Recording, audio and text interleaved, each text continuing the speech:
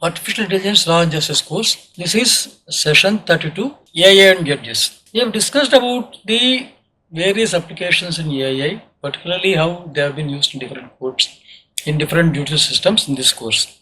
But when it comes to judiciary, particularly judges, AI has got some specific implications and impact. It is not that AI is going to totally replace the judges, nor it is that the AI will one day be the one that will override the judges. No way. But we need to understand what is the way judges can understand AI, what sort of things they need to do as a precaution to use AI effectively, efficiently, and more importantly, what are the pros and cons in reliance of AI in justice or judicial system for judges. So before getting into details, let us look at the previous session. The previous session was on current scenario and emerging picture of use of AI in different countries in different contexts. We did point out that there were some applications that are futuristic in some countries, like AI judges, AI advocates, and the extensive use of AI as part of the multiverse, the environment and all. But there are some hardcore issues that cannot be simply wished away. Or in other words, while the future looks quite bright and shining, particularly when it comes to application of AI in law and justice in many countries, there are some hardcore issues that are almost common in every jurisdiction, and they need to be addressed, and they need to be first of all overcome if you really want to harness AI fully. So let us get into the topic now. The overview of AI in judicial system is too well known. I am not going to fully repeat it. Like what are the advantages, what we mean by fairness and accuracy, why we need AI in the courtrooms, judicial tools, fully automated judicial making, this and all we have discussed in detail earlier. So what is the human judgment in judicial decision making? This is important. Because human judgment is not simply driven by reason or by dry logic or by the dry reason. Human judgment is also driven, if not fully, by emotion, empathy, sympathy and understanding, and by putting things in the context. For example, the King's Solomon's judgment to identify the real mother of the baby is a true mother of the baby is something that is based on emotion. So it is based on emotional intelligence and credibility assessment. But legal judgments are not giving that much importance to emotional intelligence and then use that to assess. We are looking more in terms of evidences and then rules, and then they also involve practical and reflective judgment, in the sense that evidences and rules are there to write a judgment, but then the evidences and rules themselves cannot be translated into a judgment. So we need practical thinking, practical application, and a reflective judgment that goes back and forth or that addresses the reality and then comes with a judgment. The problem with AI we have seen is that discriminative AI could be an issue here, and generative AI can be used for a practical judgment. Now the discriminative AI, the problem also we have seen that it is trained to distinguish categories like spam detection, whereas generative AI, there are a lot of tools which are available, and then more tools are likely to come in the future. One of the significant important applications we have seen for judges for law and justice is that predictive analytics. Using statistical algorithms and machine learning, it is possible to identify patterns and then make projections. Like credit score, fraud detection, assign score to predict future events. Judges will find it useful in cases where they need to give parole or where they need to give bail or where they need to review the bail conditions or to review the parole conditions, or to seek when there is a new demand which is put before by the persons. So one is to predict, other is to prescriptive. The prescriptive AI models, in fact, give us lots of choices. They will be able to tell us this is the best course available to you, Mr. Judge or Madam Judge, on the basis of the desired outcomes. And then this can be integrated into predictive analytical outputs option, or the best mode here is to find. There are 4 options open to you in the case of this bail. First option is to give unconditional bail. Second option is to give conditional bail subject to these conditions and then imposed on it. Third option is to neither give a conditional bail nor deny a bail, but rather refer that to a different bench on account of some of the peculiarities of this case or on account of some other factors. Fourth option could be that the petition should be dismissed because the negative aspects or the factors that outweigh non-grant of bail outweigh the ones that favor in for grant of bail. So, simplistically speaking, among the four options, judge can decide. But the AI model can give lot of prescriptions like this. But this can be integrated into predictive model so that you can describe if this is the predictive model, if this is the outcomes, and then what is the best outcome that is possible over there. So the prescriptive AI models are available particularly in diagnostics, personal health care, and then airline ticket pricing, where it fluctuates from time to time, from minute to minute based upon your choices, and then the least time consuming route for you or the ones that has got the most stopovers, or the way you want to structure it, in the sense that you want to go to a city, you want to spend some time outside and then come back. So you would like to prefer at least a gap of 4 or 5 hours between the flight which lands and the flight which you want to take off, or the flight you want to take further for the next location. So it is possible in using a prescriptive AI model to do lot of things, in the sense that that model will tell among all the technological flight options to you, this is the best option available to you. So predictive analytics and then prescriptive analytics are two important analytics models. Predictive analysis in judicial will go like outcomes based on past cases. This is, I think, something very similar to what people normally do. But it can also optimize the resource management for case resolution. And then Gen AI we have seen can be part of a legal research. It can draft arguments, it can identify relevant statutes, it can summarize complex documents for judges. It will help judges to understand research and then understanding of law by helping in the research. And then it can also help them to understand the application of various legal principles in that. So it can directly or indirectly influence the judges. But the problem here would be that if that influence prolongs or continues for a long time, judges may think that it is better to rely on AI based systems than to scrutinize it, or than to think that whatever AI gives as an output needs to be cross-checked once again. So there are opportunities and challenges in both. Opportunities is that it will be helpful for judges who are time pressed to go through too many documents and then to come to a conclusion, or who do not have the sufficient support to do good legal research and then to arrive at some preliminary findings. The challenges we have said is that the problems with the AI, use of AI in law and justice, and then how to make the systems more responsible, ethically aligned, as well as aligned with the values of the institution. In Mexico, March 2023, Magistrate Reyes presided the Superior Chamber of the Electoral Tribunal of the Mexican Judiciary. So he used ChatGPT in his phone. He showed that.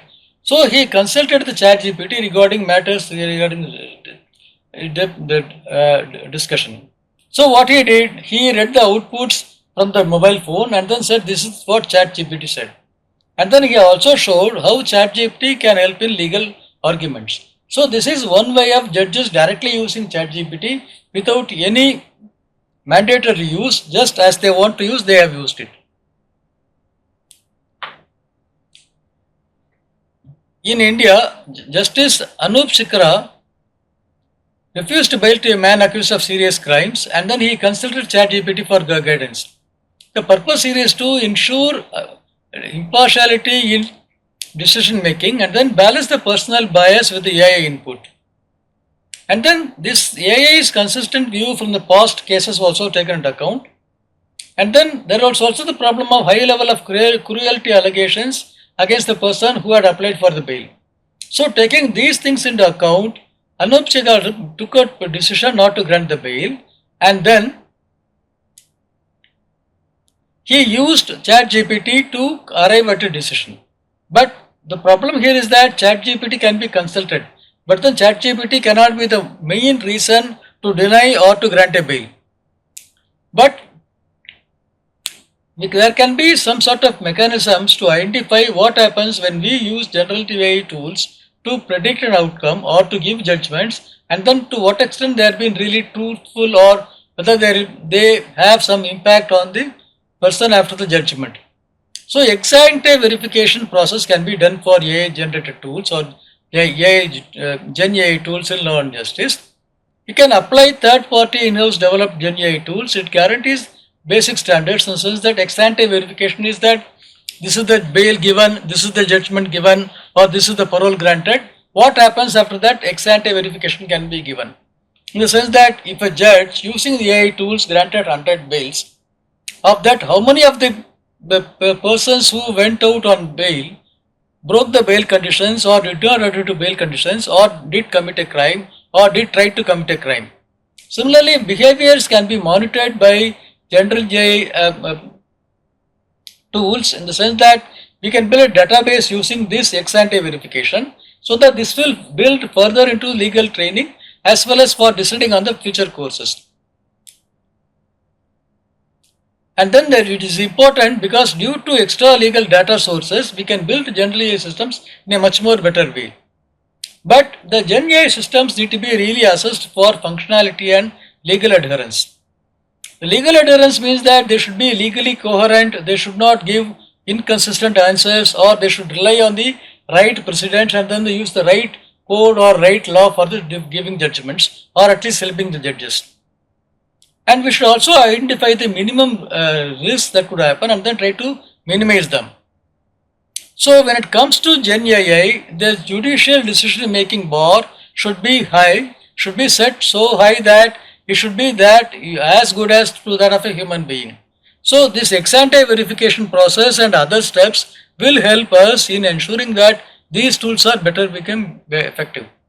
So we have talked about algorithmic based fairness and bias mitigation. We have talked about the need for understanding and then looking at the algorithms as to how they work, what are the problems with them. So we need to identify the ways to minimize bias. We need to identify how unbiased data can be used, and then the diverse population data. These and all we have already seen. So when we integrate algorithmic fairness and bias mitigation in a Gen AI tool, it's equally important to look at the precautions which we have discussed in detail in the previous classes. But when we develop such Gen AI based systems for judges, it should be oversigned by an independent body with expertise in AI, law and justice required, because we need to first set the standards. As of now, there is no ISO standard. As of now, there is no standard for any judicial system using AI for giving judgments or for writing judgments. But then the time has come that the system should meet minimum standards, and then the standards could be technical, which again can evolve over a period of time.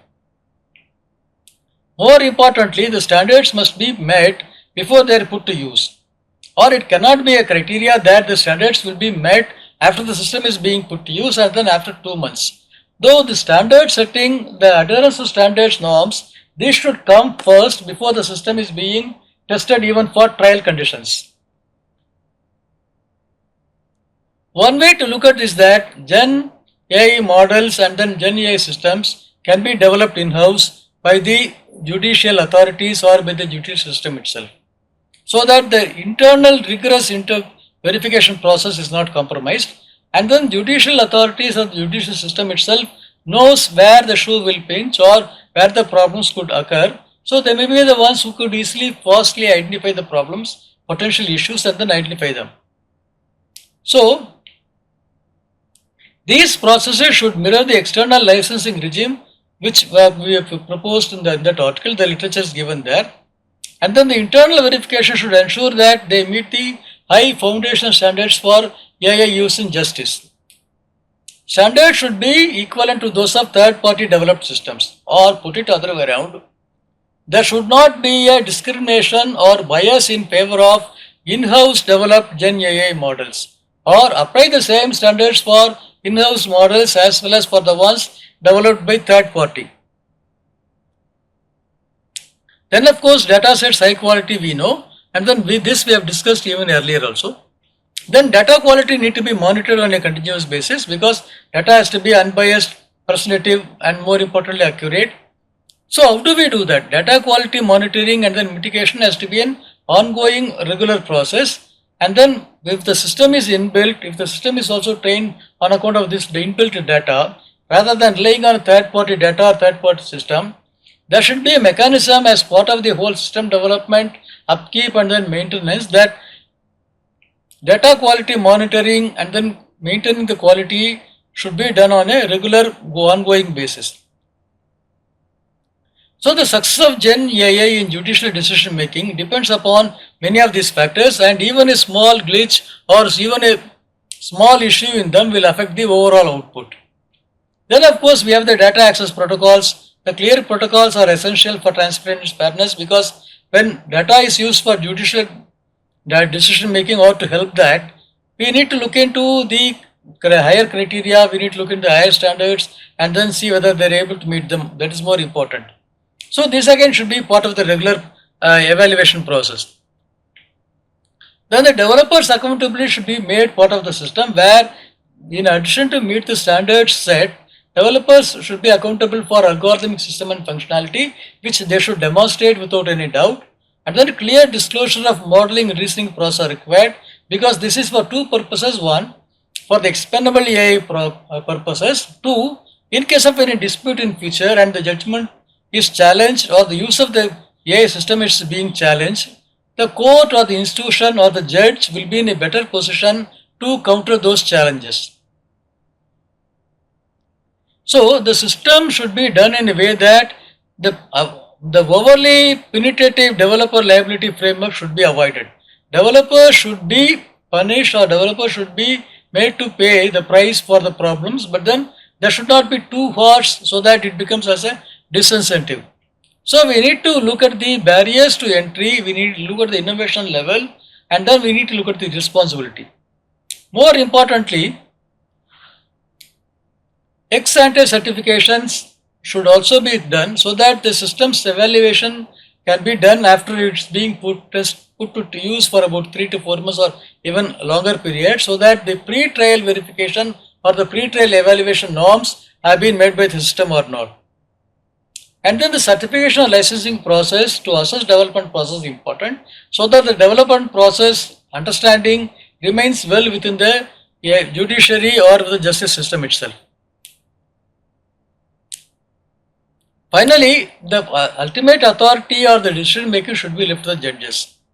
So they should be the ones who should take responsibility and to decide as to whether they should use the outputs or not. More importantly, they need a comprehensive training for such an outputs, and then they need to understand the limits of Gen AI. In other words, they need to understand what could go wrong, what might go wrong, and what is the potential for the system not giving the sufficient output in the desired quality. So the liability here needs to be balanced or distributed.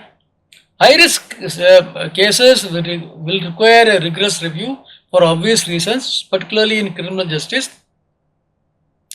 Low risk cases will require lesser scrutiny. The low risk cases could be the ones for like traffic violation, minor penalties or minor fines, or where you substitute a person paying fine for imprisonment, or you substitute a person paying extra fine for something else. So the responsibility for judges in high stake cases will always be higher. So the systems have to be dealt in such a way that they meet the higher standards set by the judiciary on its own as well as for the systems. One way is to develop shared responsibility model. Shared responsibility model is put as an idea so that the responsibility does not unduly lie on the shoulders of a single party. When this happens and a system is being developed, co-developed by the developer as well as by the justice system, this is possible. So depending upon the cases, in the sense that whether it's civil or criminal or labor or environmental law, and then the need for algorithm and the algorithmic output, this could be decided upon. So the liability again will vary upon the judges' training and understanding, the complexity of the issues involved, and then transparency system. More importantly, the framework should encourage responsible development and deployment of general AI integration system. It should empower judges, it increase the efficiency, it should protect and promote the integrity of judicial system making. On no ground, the integrity of judicial making should be questioned by the system, or the system should emerge as a challenge to the judicial integrity of the judicial system making. So the shared responsibility model will be a one where the developers are initially very reluctant to come and develop models on account of the higher liability and on account of them not being familiar with the way systems work. One way to do that is that, as we all know, AI systems need training. We need people to be trained in the way how they can use prompts or how prompts can influence the decision making power of the AI systems.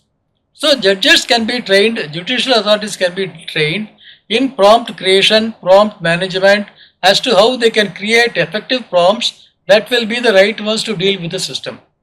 More importantly, well-defined input and structured output is required.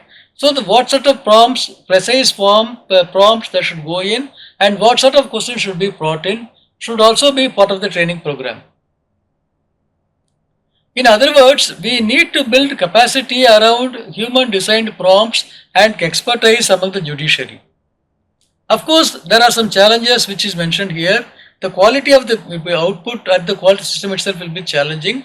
And then human design prompts have their own limitations because human design prompts come with a human's understanding of the issue, whereas AI's understanding, AI's training modules, AI's self-learning practices could be totally different. For example, my prompt which I input to the system can be trivial, or the system may misunderstand that as my thinking and then may come up with a totally unanticipated output that could be as good as a junk. So the researchers exploring automated prompt design also try to tell us that automated prompt design will give the option for the judges to decide as to whether they should go for automated prompt or they should give the prompt by themselves.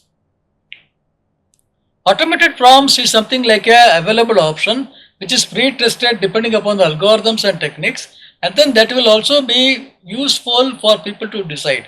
For example, an automated prompt for a radiologist will be one that has been already tested with the medical field, and then that will also have the understanding of what exactly the radiologist will be asking for.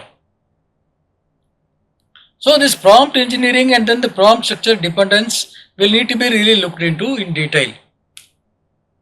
And then risk-based deployment comes with what are the dependent rights. For example, as of now, the judicial system is accountable, but then I cannot go and sue a judge or the judicial system for a judgment that is given wrong, but I can appeal or I can seek a review. But with the integration of the AI-based systems in judicial decision making, the potential for the systems coming up with risks or the potential for the systems that curb the defendant's rights or do not uphold the defendant rights or restrict them is also possible. Particularly in criminal sentencing, this can happen in loss of liberty, this can happen in loss of fundamental rights, loss of financial freedom and all. So the potential consequence for defendant's rights should be looked into. Otherwise, the defendant can say that the AI system that was used was biased, and then the judicial system that used such a system is also equally accountable, and then the burden cannot be shifted back to AI system. So the accuracy threshold should be set on a higher level, and then the metrics relevant to legal domain should be identified and then put there. So the higher responsibility in reviewing assessment is also part of that. So one way to look at is that don't use Gen AI based applications where the risks are high. For example, it is not advisable to use the Gen AI based systems in criminal sentencing for cases where the relevant sections are for lifetime sentence or for a sentence to death or for a very serious judgment or where the offense is very serious. Similarly, in civil cases, it could also be given that the Gen AI based system should not be given cases where there are a lot of emotional factors involved or the factors are too complex or the judgment involves a better human understanding of the circumstances than a rare than the systematic, typically data-based approach. So depending upon the risks and then the category of the systems cases involved, whether to use Gen AI system or not should be left to the judge's discretion. So we need to look at things in a graduated approach. We need to move from low risk judges, low risk cases where AI systems are well trained, well adapted, and then try to go further, so that from low risk to we go medium risk, and then try them in the later in the high risk category. This does not mean that they should not be put to use at all. Rather, they should not be the ones that decide the judgment. And then we need to have review mechanisms that are internal, and then we need to examine the data used. We need to assess the output from the system versus how a human would have understood and then delivered a judgment. So these sort of evaluations, graduated approach should go on a regular basis. And judges cannot evade responsibility even if the AI systems gave the right judgment with wrong reasoning or with fake cases or with hallucinations. So the judge's responsibility and liability has to be really taken into account. Same is the case with developers. So the heightened responsibility also comes with heightened need for heightened accuracy and then more responsibility. Then the disclosure to parties is equally important because the parties have the right to know as to up to what level the AI was used and then up to what level AI was used to write or to give the judgment. And then all the parties, stakeholders, whether the defendant or the plaintiff or the state or the appellant, all of them should have the right to know as to what exactly is the level of AI usage and then what is the thing the AI really did. It is possible that some defendants or even the government may say that in a high risk or high profile case, we will not go for AI based system on account of various factors including either lack of confidence or lack of the way people think that AI systems may go wrong. So they may say that we want to opt out of the AI based systems, we would use only the human based systems. So in such cases, a prior disclosure will help them to decide on it. More importantly, the system should keep this option open, at least in some cases where the stakes are too high, in the sense that electoral disqualification or cases where it involves a person's life and death or cases where it involves a person's liberties being taken away by the court or by the system on account of some serious crime. So this disclosure to parties should be made mandatory, should be compulsory, and then the disclosure should be adequate enough for the parties to take a call and then decide. And then we need to really empower the parties, we need to ensure that there is fairness in the system. More importantly, there is a need to promote trust and procedural awareness so that everyone has better trust and then better understanding of the systems. So the tailor-made disclosure can be brought in, and then depending upon the type of AI, the disclosure norms can vary, and then depending upon the court's mean, objective, and then resources, this can go wrong. This can be done. So there should be a tailor-made list of inclusions, what sort of inclusions are mandated at different stages, and then who all should be informed, and then what should be included there should also be made part of the decision-making process. So the specific methods can vary. So when it comes to some specific cases or high-profile cases or high-risk cases, the judgment and AI system which we run through in a mode of, how it will predict can come up with 3 or 4 different judgments in the same system. So some systems can come up with different judgments based upon different parameters and different understanding. It will be ideal, it will be the better approach to understand those things first and then to really decide as to whether the system should be used for it. Because if the judgment system comes up with 4 or 5 judgments that are mutually contradictory, or it applies the same logic but comes with a different misleading or misleading interpretations to a case law, then the whole judiciary credibility will be at stake, will be questioned. So in such cases, there should be due inclusion and then there should be the way to opt out of using AI in such cases. And of course, risk evaluation has to be done. This we have discussed earlier. But we should understand Gen AI as an enhancer, not as a bottleneck. And an enhancer means we should try to see that how it can enhance efficiency while mitigating risk. And then technology use assisted verification tools should be made part and parcel of the system. So we need to achieve a balance between efficiency and risk mitigation. So use of Gen AI in judgment for as a tool for judges comes with lot of benefits and then lot of risks. At the same time, the benefits outweigh the risks. So I have given some explanation, I have given some ideas in it, but then the field is evolving and then field is rapidly developing.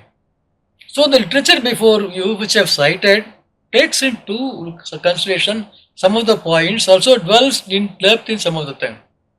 More importantly, some of the future prospects which are discussed in the literature may not be easily feasible or may take years to get materialized. And equally important is that as different countries have different judicial norms for different expectation judges, and then different countries deals with judicial ethics, procedural fairness, process fairness, due process in law in a different way, one cannot come up with a general or a very conditional answer that is applicable for all circumstances. So we need to go into case by case basis, judicial, how the system understand in that country or in a specific context. So the very idea of judicial impartiality may vary across countries. In some countries, the judicial impartiality may be of such a high standard that judges should be beyond any doubt. In some countries, judicial impartiality may not be of such a high standard that judges themselves may be, they could be debated, or impartiality is, people do not think that impartiality is not that important, but efficiency is more important. So the literature I have cited does address some of the issues, but then as we have said, we are only scratching the surface of the issues. We need to go beyond, we need to understand more, and then we are in the last but one session of the course now. So with that, in this session I stop. Thank you. The next session is going to be on AI and human rights, that is session 33. The session 33 will look into the implications for AI and human rights, and then we will also look into some of the emerging issues in AI and human rights.